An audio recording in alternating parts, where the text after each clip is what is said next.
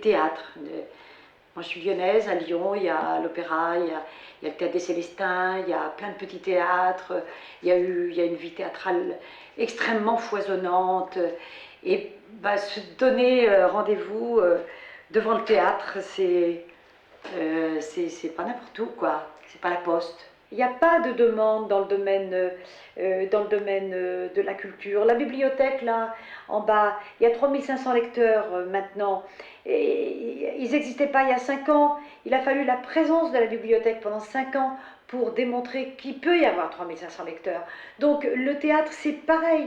L'enlever là maintenant, alors que bon, les gens ont pris l'habitude de voir qu'il existe, ils n'y ont pas eu accès, mais ça va venir, les partenaires peuvent céder. C'est 2 ans perdus dans le domaine culturel, c'est tout à reconstruire derrière. On cible ce qui ne va pas, ça devient un discours répétitif. Il y a des choses réelles qui se passent dans les quartiers, comme il se passe des choses dans un centre-ville. Mais à cibler tout le temps le dysfonctionnement d'un quartier, dans l'imaginaire collectif, effectivement, le quartier va mal, il va de plus en plus mal, etc., etc. Sans nier les contradictions, sans nier les problèmes des rapports sociaux, sans nier les problèmes de pauvreté, de grande pauvreté, etc.,